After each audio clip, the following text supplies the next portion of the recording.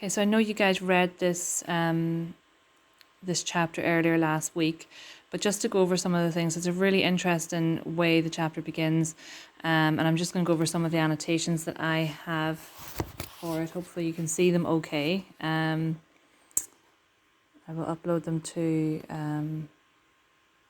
this to YouTube as well. So all the women were very worried for if they couldn't get their meat anymore. That first sentence really belies the seriousness, the severity of what's about to happen. It really belies that sense of seriousness of what happens to Nish. One woman, where am I supposed to get my meat from now? I always get my meat from Nish. Another woman, his meat's better. The butcher's meat is always tough. It's not as fresh. There is a kind of bitter irony there because in the past we've seen newly arrived immigrants treated with disrespect, treated with suspicion. If you look at the way Harry's mum was treated in hospital, here they're saying actually his meat's better than anyone else's. So Nish is someone that they rely on. Yet, let's look at the way the chapter rolls out.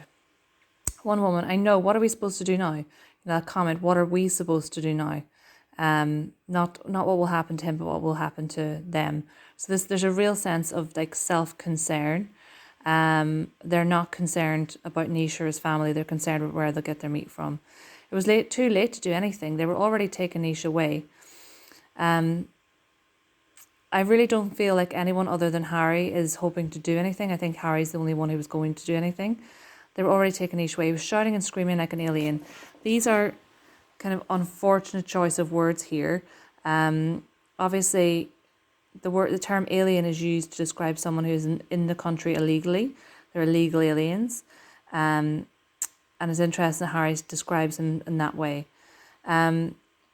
He sounded mad. He didn't want to go. The policemen were pulling him, but he was hanging on to his van. He wouldn't let go of it. They had to pull his fingers off. I could hear them breaking. I swear it was very cruel. So this is the really, really disturbing reality of removing immigrants from their homes and taking them away. And it's a side of immigration that we don't see on the news, really. We don't see it. And Harry's witnessing it firsthand. And we have to think about the impact on Harry that this is going to have. Because remember, he's like a sponge. He soaks all of these things up.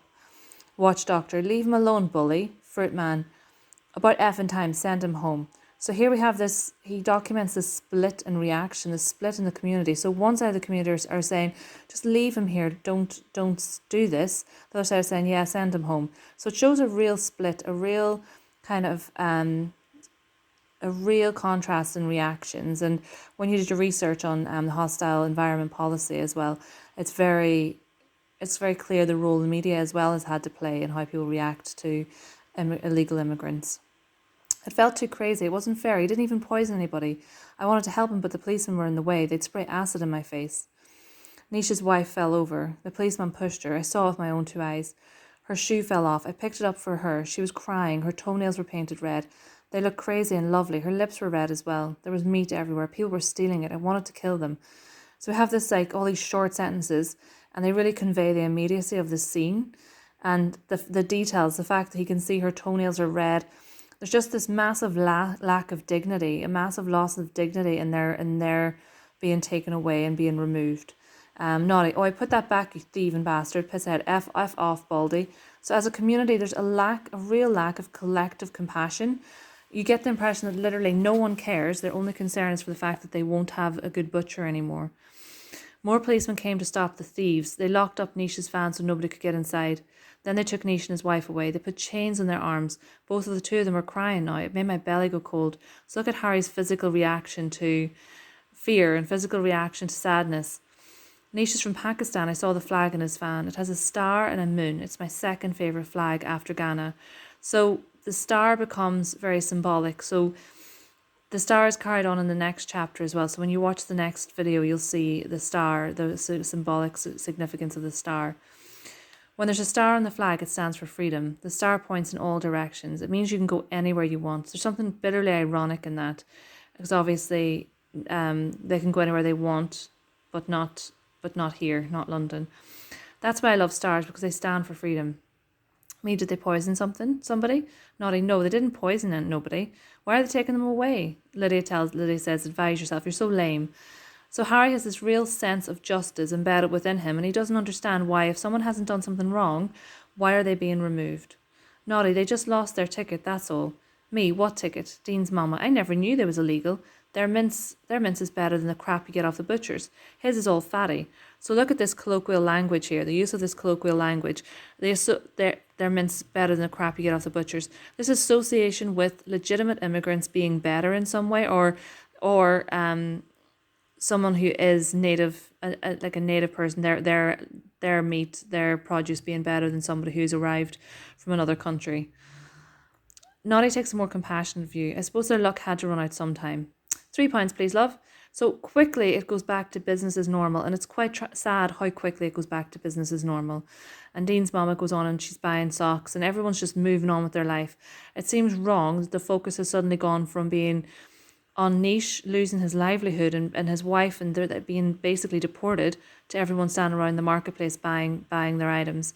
Harry, however, he's still concerned with him. He hasn't fully moved on, and the impact the impact of watching this is that he starts to realize that he starts to worry about the idea of visas and what happens if his visa doesn't work, and it really lights that concern within him, and also gives us more information on the type of crime that Julius is involved in. So he's involved in immigration crime. He's selling visas.